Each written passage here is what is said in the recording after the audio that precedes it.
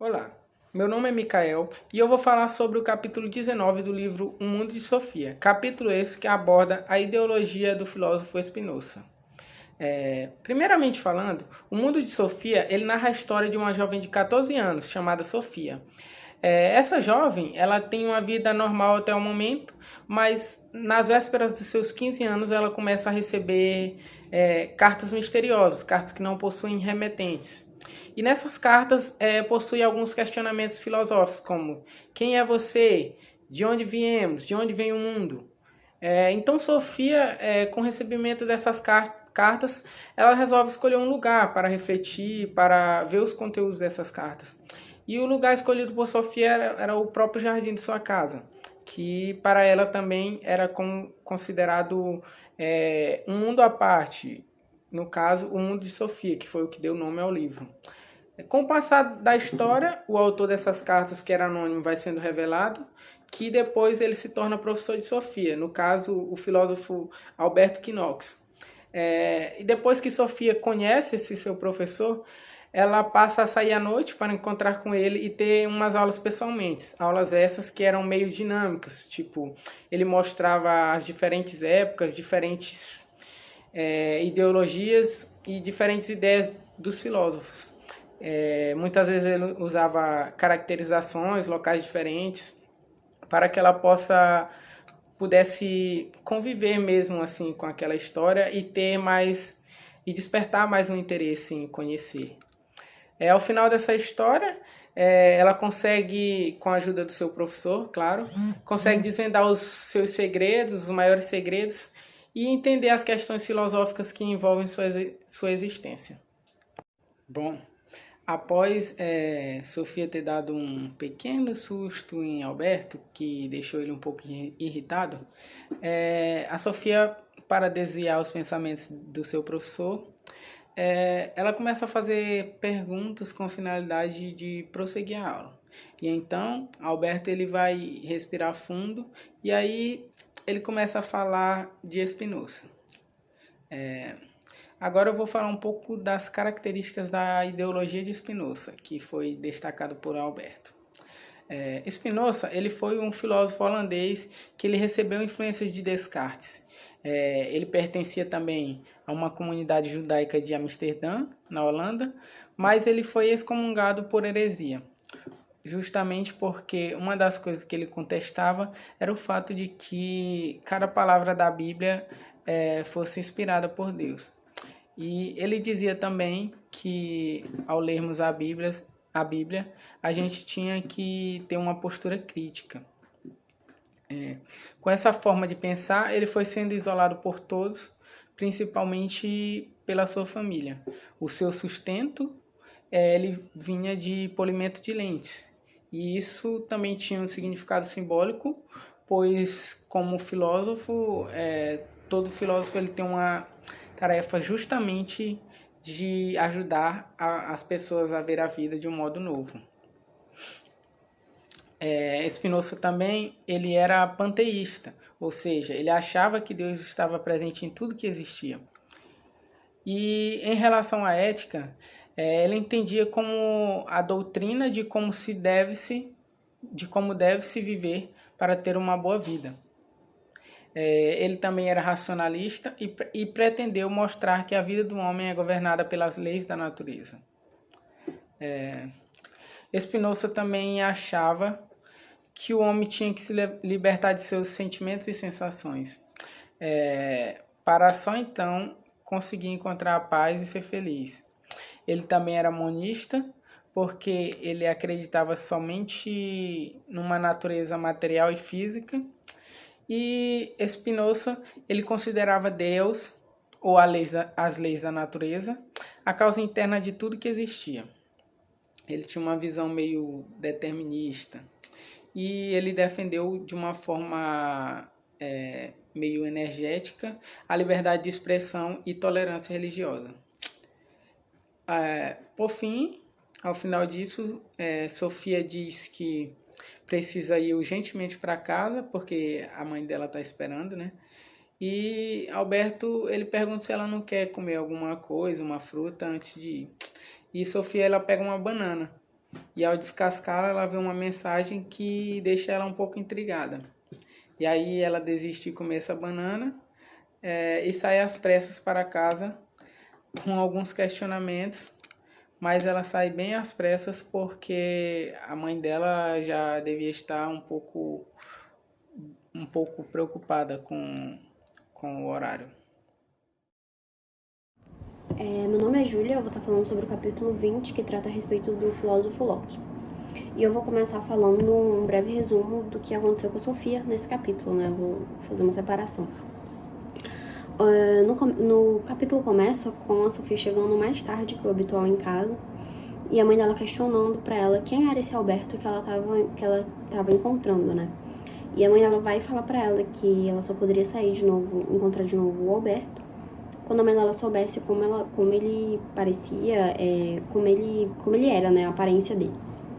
É então aí que a Sofia decide mostrar pra mãe dela o vídeo da fitinha VHS do Alberto nas ruínas de Atenas. E aí a Sofia vai e mostra pra mãe dela, e a mãe dela acaba percebendo que o Alberto se trata do velho major, que há mais de 15 anos ninguém viu.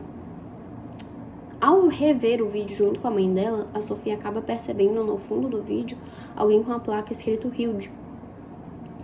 Mas ela vai tirar o vídeo antes de aparecer Platão e Sócrates, provavelmente pra mãe dela não ver, e vai jantar. Depois disso, a Sofia decide visitar o Alberto, porque já faz alguns dias que eles não se encontram, e chegando na casa do Alberto, ela acaba percebendo que ele não tá em casa, mas encontra uma carta endereçada a Hilde. E daí ela vai pro jardim, acompanhada do Hermes, e senta num banco. É aí que o Hermes vira pra ela e fala parabéns, Hilde, que ela fica chocada, né? E vai contar o que aconteceu pro Alberto. Ela vai e conta o que aconteceu pro Alberto, e ele começa a aula sobre o filósofo John Locke. E o Alberto começa essa aula fazendo uma contraposição entre o racionalismo e o empirismo e diferenciando os conceitos. Ele frisa o fato de John Locke ser um empirista e conceitua uma pessoa empirista como uma pessoa que defende que todo saber acerca do mundo provém das nossas sensações, dos nossos sentidos, que são os nossos sentidos que nos transmitem esse conhecimento. E aí ele vai expor duas questões que Locke tenta resolver, né, na obra Ensaio sobre o Entendimento Humano, que foi publicada em 1690. A primeira dessas questões é: da onde surgem as ideias e os pensamentos do homem, né? Da onde surgem essas duas ideias, esses pensamentos humanos. E a outra é: a gente pode confiar nos nossos sentidos, no que eles nos dizem? Depois disso, ele fala que Locke defende que os nossos sentidos, eles nos proporcionam ideias simples. Quais seriam esses sentidos? A visão, a audição, o tato,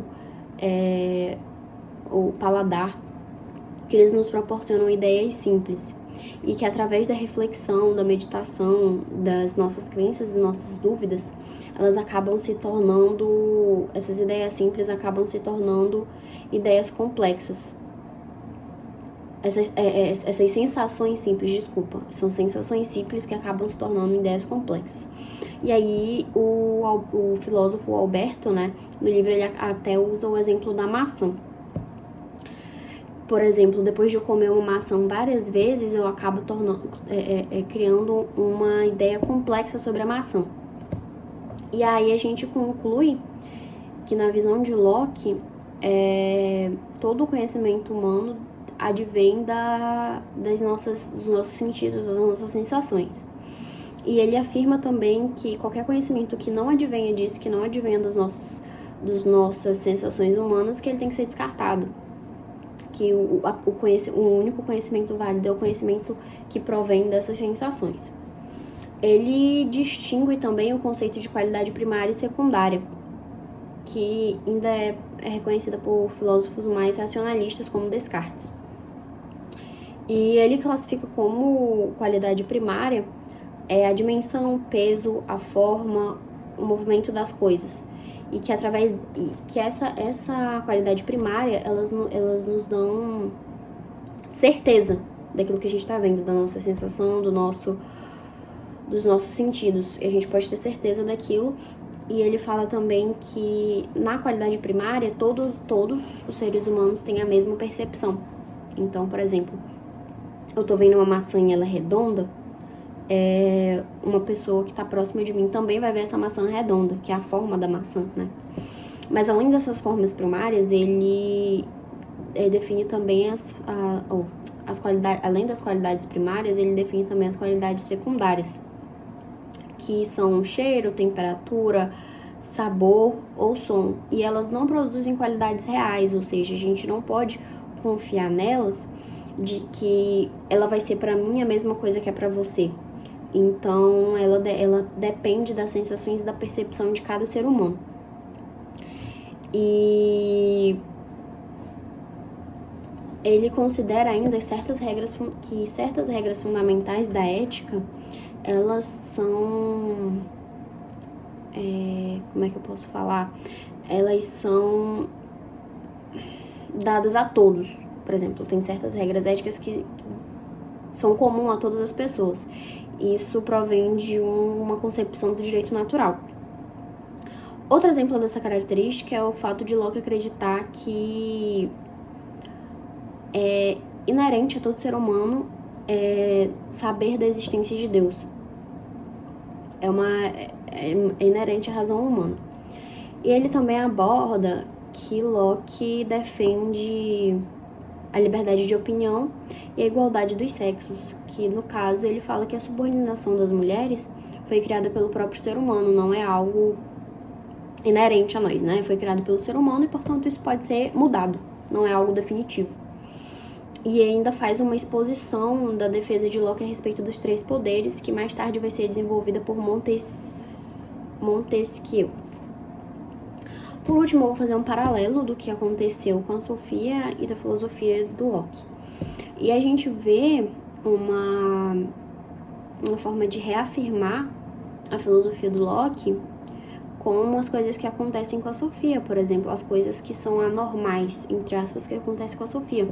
Como, por exemplo, o cachorro falar, ou aparecer Platão e Sócrates aparecerem nas ruínas de Atenas.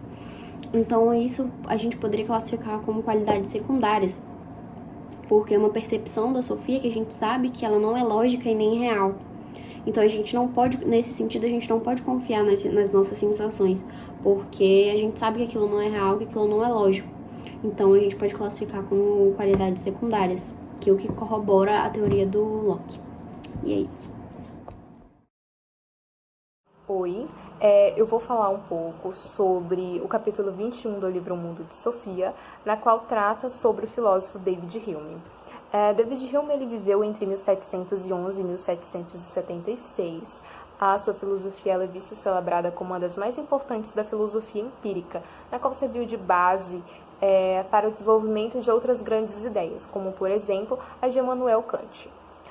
Neste capítulo, a gente nota uma certa insatisfação de Sofia, até então, devido às ideias e às histórias já escutadas por ela, porquanto só foi histórias de filósofos homens, na qual buscavam sempre indagar o mundo mais abstrato, e para ela o mundo cotidiano seria bem mais interessante. Então ela percebe que Hume ele destaca exatamente isso, o mundo real. Porque para Hume nenhuma filosofia ela pode ignorar as experiências cotidianas. Então ele aborda exatamente o mundo exterior. Para Hume, o homem ele tem 2 lados, o lado composto por impressões e o lado de ideias. Por impressões, Hume ele entende por ser uma sensação imediata da realidade exterior, e já por ideias, recordação da sensação. Ou seja, pode-se dizer que a impressão sensível é a original, e a ideia ou recordação é a cópia pálida, ou seja, mais clara e mais sensível, pois está na mente. Hume, durante todo o capítulo, ele é retratado como um filósofo que buscava explicar e exemplificar como a mente faz a construção de imagens, figuras e ideias a partir do vazio. E ele tenta, desta forma, examinar e descobrir como ela é composta, de um modo que não encontramos na realidade.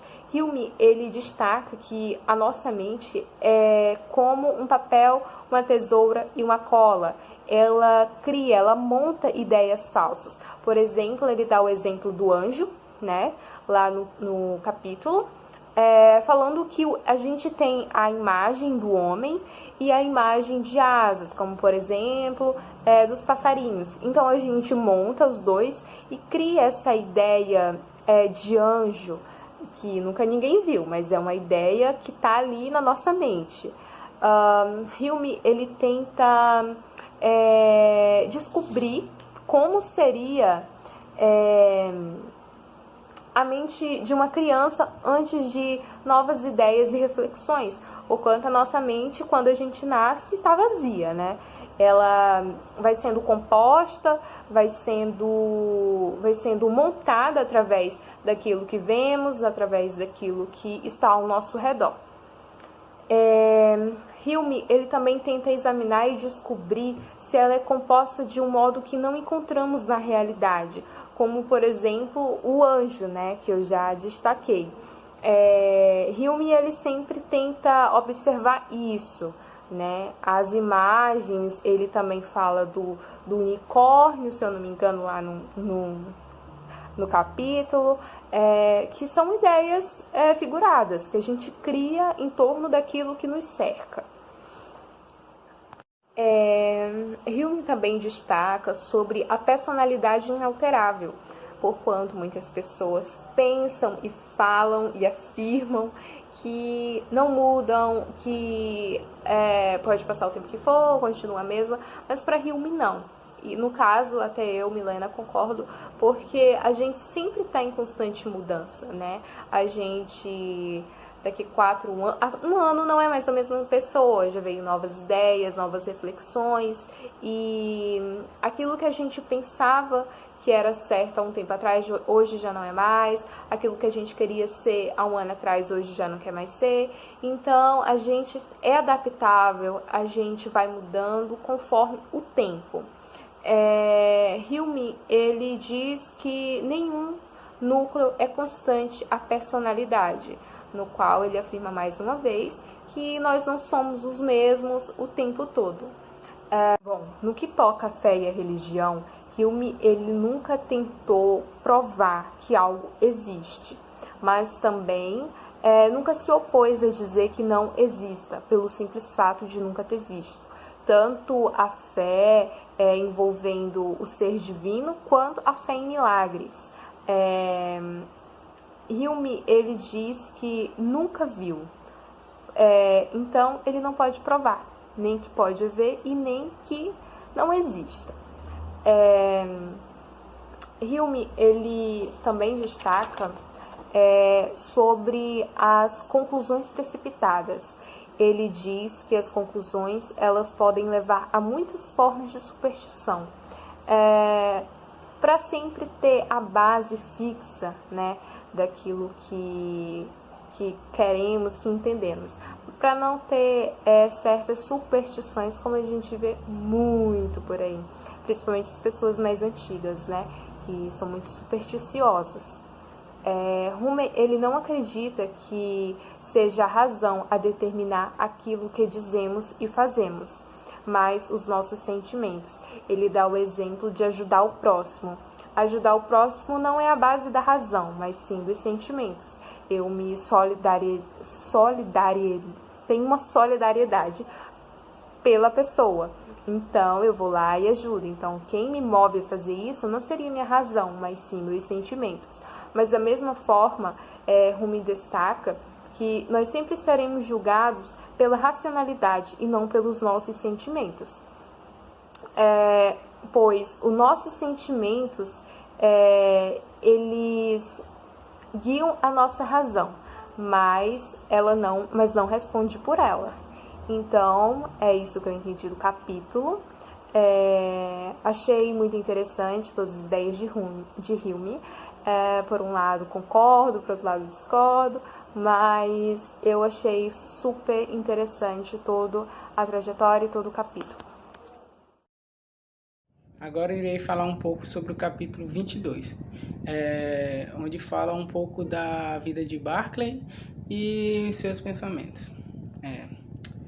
Nesse momento do livro, Alberto e Sofia eles se aproximam de uma janela e ao olhar por essa janela eles veem um avião.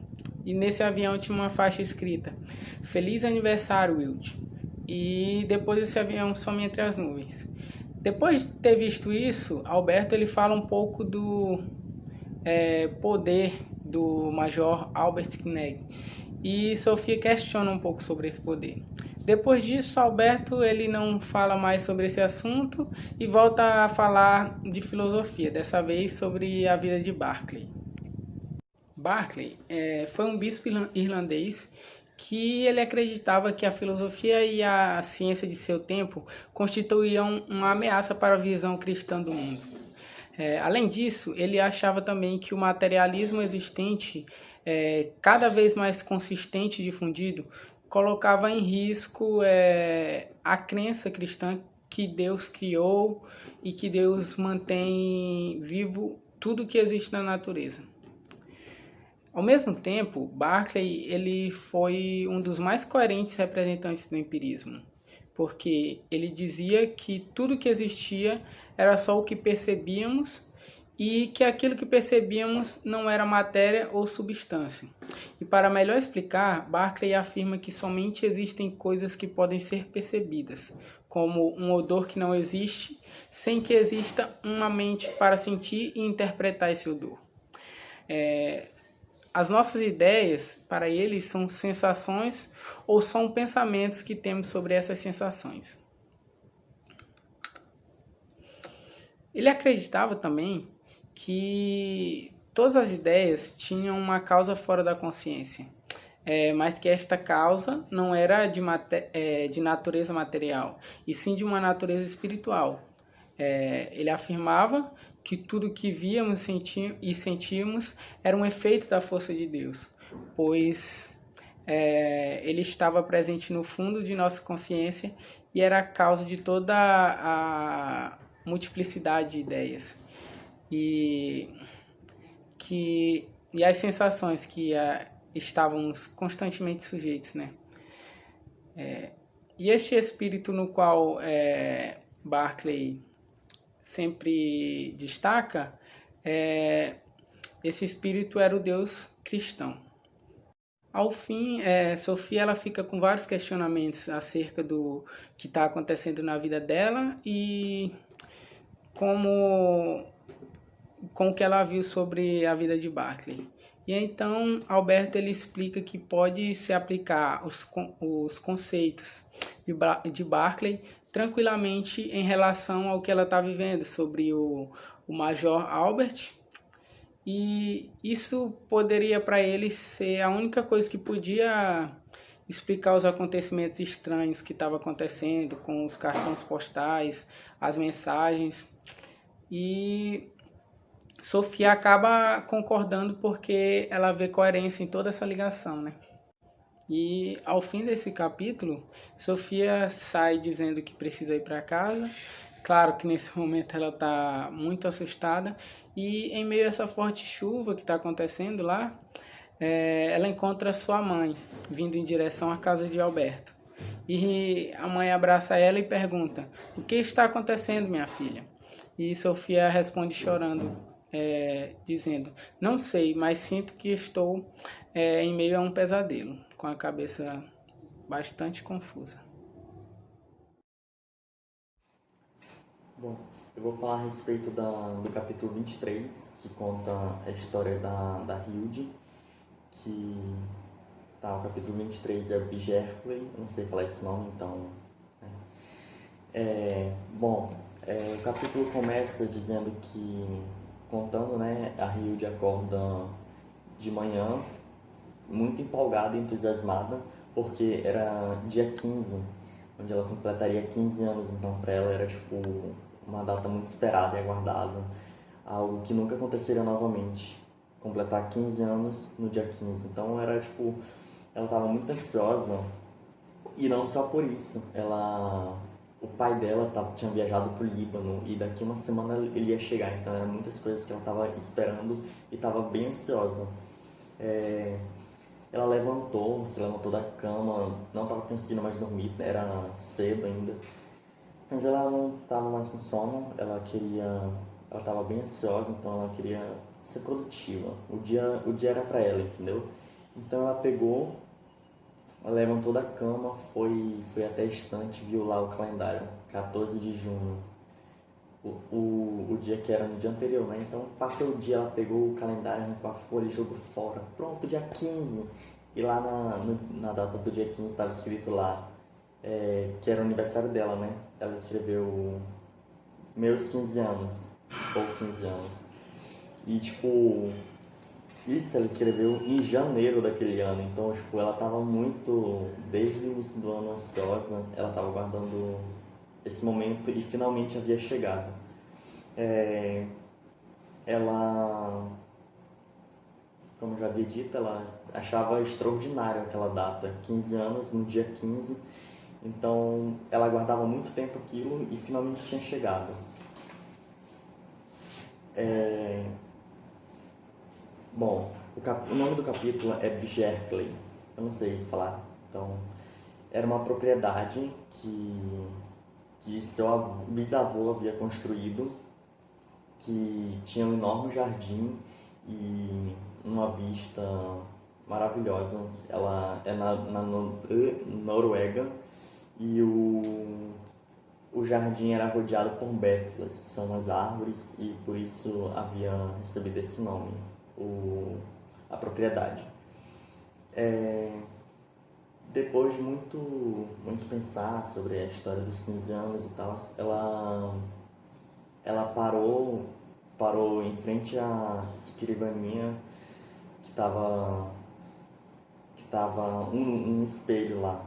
Aí ela se recordou de que seu pai, quando muitos anos atrás, ele tinha dito para ela que era impossível ela piscar assim na frente do espelho e ver, tipo, ela piscando, entendeu? Então, tipo, conforme ela foi crescendo, muito tempo ela ficava tentando, tipo, esse ato, esse feito de piscar e ver. Mas daí ela percebeu que era uma tentativa inválida, porque ela fechava os olhos e não via, obviamente.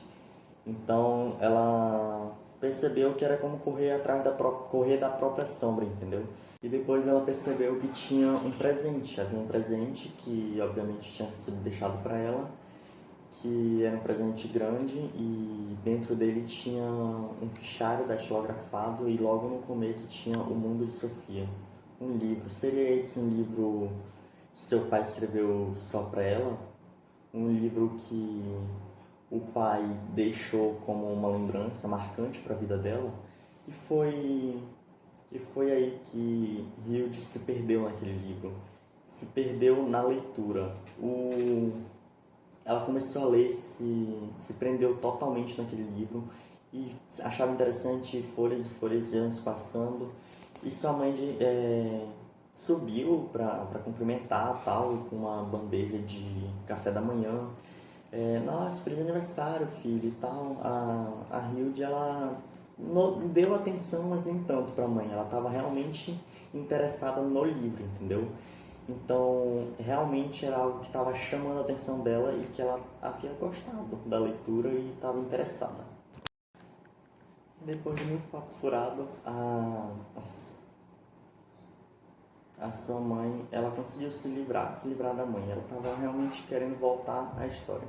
Eles conversaram, tal, coisa de pai, conversando sobre o pai, essas coisas. Depois de um tempo, a Hilde conseguiu fazer com que sua mãe saísse do quarto e continuou a leitura.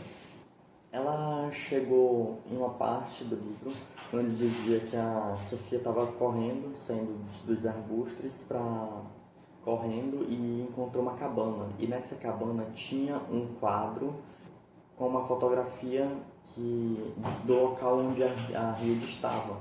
Então ela achou muito curioso. Então ela pegou a enciclopédia que ela havia ganhado do pai quando tinha 14 anos e começou a ler, folheava e encontrou Berkeley, que é um filósofo, um bispo, que negava a existência de um mundo material além da consciência humana. Nossas percepções sensoriais nos são reveladas por Deus, também conhecida por sua crítica das ideias gerais abstratas.